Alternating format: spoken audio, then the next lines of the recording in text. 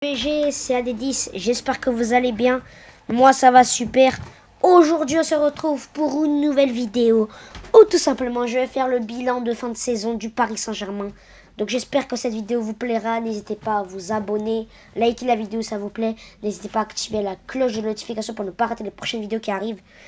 Et sur ce on est parti pour faire cette petite tier list de bilan de fin de saison des joueurs du Paris Saint-Germain. Donc j'espère que cette vidéo vous plaira. Donc j'ai pris tous les joueurs du PSG de cet effectif et je vais faire la tier list simplement joueur par joueur. On va prendre toute leur saison et on va le noter avec 5 cases. Le GOAT, donc le meilleur joueur du Paris Saint-Germain cette saison, je vais en choisir qu'un seul. Ça va être très compliqué. Après, incroyable, fort, moyen et non noté. Donc j'ai mis tous les joueurs du PSG qui ont participé cette saison. Donc on va les trier par poste d'abord. Donc on va d'abord mettre les gardiens. Après on va mettre les défenseurs centraux.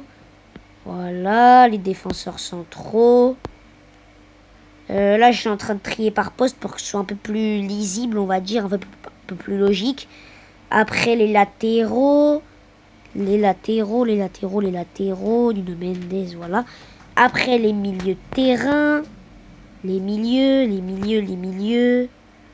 Tac, tac, tac, tac, tac. Les milieux offensifs. Voilà. Les ailiers.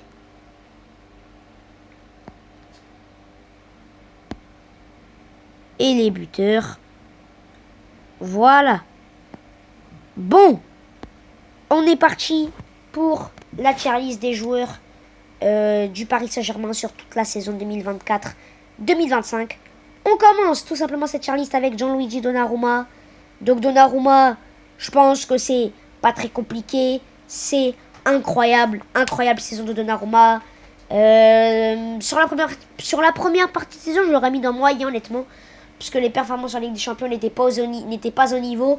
Et sa saison en Ligue 1 n'était pas très bonne non plus. Donc sur la première partie de saison, je l'aurais mis dans moyen. Mais deuxième partie de saison, je le mets dans incroyable. Parce qu'en Ligue 1, il s'est beaucoup amélioré, mais surtout en Ligue des Champions, là où on l'attendait. Parce qu'en Ligue 1, il a toujours été bon, toujours dans les meilleurs gardiens de Ligue 1. Mais en Ligue des Champions, il n'a jamais été très bon dans les matchs vraiment importants. Et là, cette saison, il a été, que ce soit contre Liverpool au match retour, où il fait des séances de tir au but de malade. En quart de finale contre Aston Villa, il nous sauve de l'élimination, très clairement. En demi-finale, il fait des arrêts de zinzin contre Arsenal, que ce soit match aller, match retour. Et en finale, bon, il n'a pas grand-chose à faire, mais il fait quand même un arrêt important. Et il ne fait pas d'erreur conséquente. Donc en fait, en Ligue des Champions, les moments où on l'attendait, il a été au rendez-vous.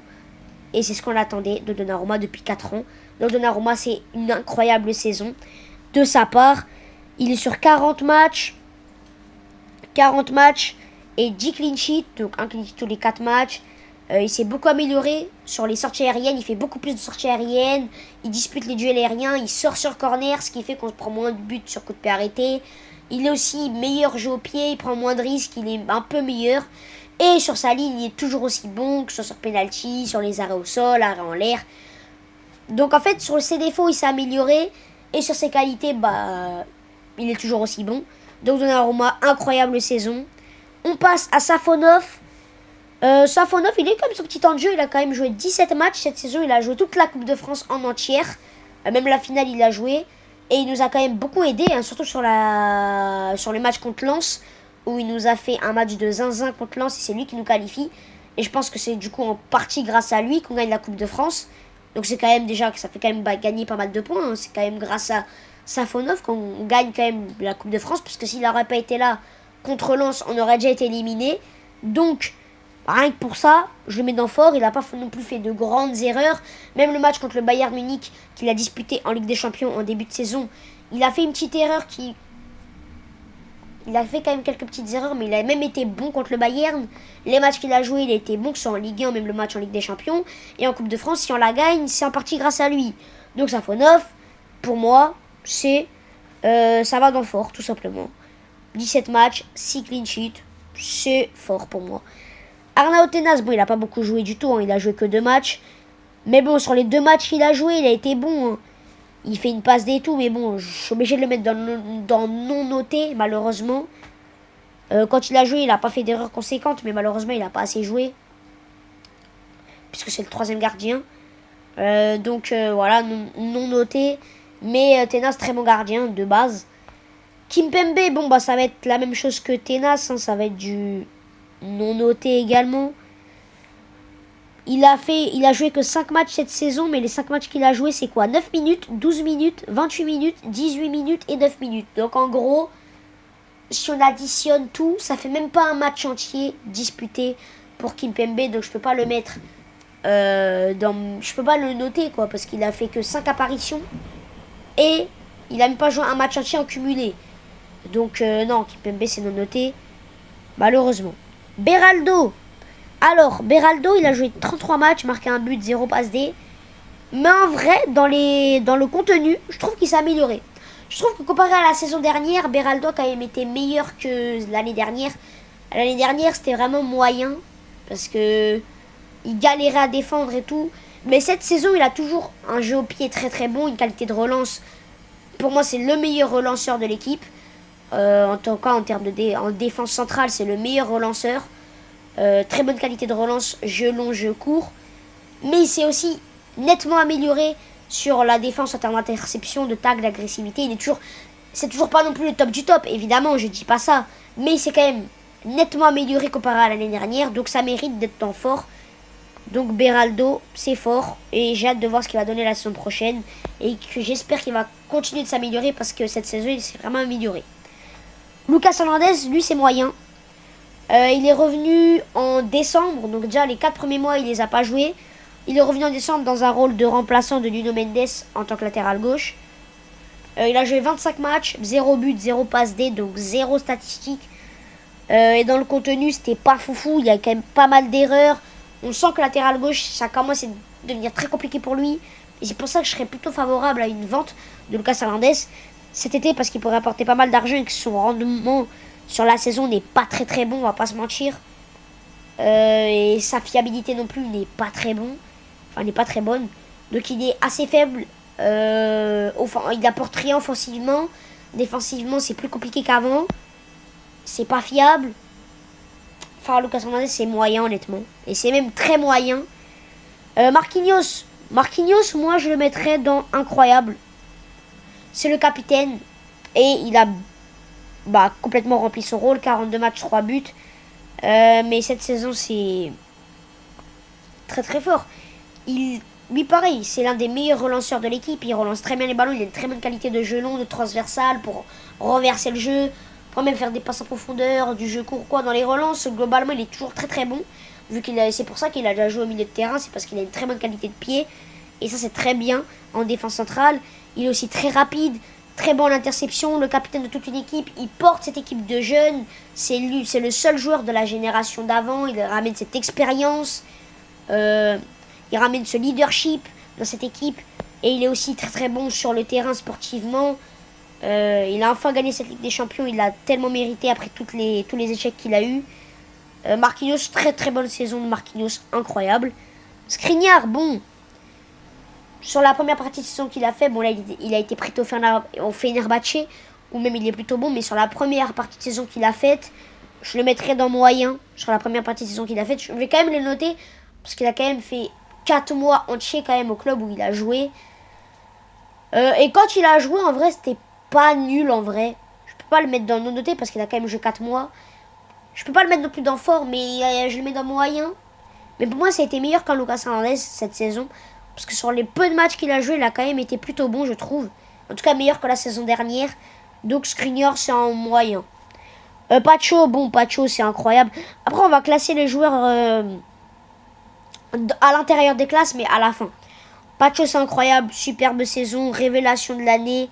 Il est arrivé de Francfort en tant que jeune joueur pépite qui va s'installer dans la rotation. Et au final, à la fin de saison, c'est l'un des meilleurs défenseurs centraux du monde. Il a tout. Il est rapide. Il est très bon dans les duels aériens. Très rapide. Bon dans les interceptions. Bon au sol. Bon dans les airs. Bonne lecture du jeu. Plutôt bon jeu au pied. Non, Pacho, c'est trop fort. C'est trop fort. Hakimi. Hakimi, c'est peut-être dans le débat du GOAT. Là, pour l'instant, on va mettre aucun dans GOAT. On va mettre que dans incroyable. Après, à la fin, on va classer les joueurs dans les cases et on va choisir le GOAT. Mais Hakimi est vraiment dans le débat parce qu'il te fait une saison de zinzin. Et pour moi, Hakimi, c'est top 10 Ballon d'Or, très clairement. Zagué, bon, non noté, hein, il a joué que 3-4 matchs. Malheureusement, il n'a pas énormément joué cette saison, comparé à l'année dernière, donc non noté. Nuno Mendes, c'est incroyable. Voilà. João Neves, c'est la même chose. C'est le chien de garde. On l'a recruté pour 50 millions d'euros, je crois, de Benfica. Il te fait une saison de fou. C'est top 20 Ballon d'Or. Il a tout, il est rapide. C'est un chien de garde. Il est agressif. Il est dur sur le porteur de balle. Il est aussi très bon techniquement. Il a tout, défensivement, offensivement. Il fait le travail de l'ombre. Créativité aussi, il est fort. Il est petit, mais il est bon dans les duels aériens. Il est agressif. Il a jamais son vis-à-vis. Non, João Neves, c'est trop fort. Fabien Ruiz, pareil, c'est incroyable. Saison de patron qui nous a sorti cette saison. Après l'Euro 2024 qu'il nous a fait, on attendait le Fabien Ruiz de l'Euro. Et en début de saison, première partie de saison, c'était très compliqué, très critiqué parce c'était pas le Fabien de l'Euro. Mais à partir de janvier, il s'est complètement métamorphosé. Et il est même devenu meilleur que le Fabien de l'Euro. C'est devenu un titulaire indiscutable. Vitinha, incroyable, et dans le débat du GOAT, évidemment, c'est le métronome, le maestro, le dynamiteur, tout ce que tu veux, c'est la pièce maîtresse de l'équipe, c'est la pièce maîtresse du collectif. C'est le joueur qui va lancer toutes les actions, c'est le joueur qui va distribuer les ballons, c'est le joueur qui dicte le jeu parisien. C'est trop fort, Vitinha. Zaïre Emery, c'est fort. Quand il a joué en première partie de saison, il était bon. En deuxième partie de saison, quand il rentre, il est bon aussi.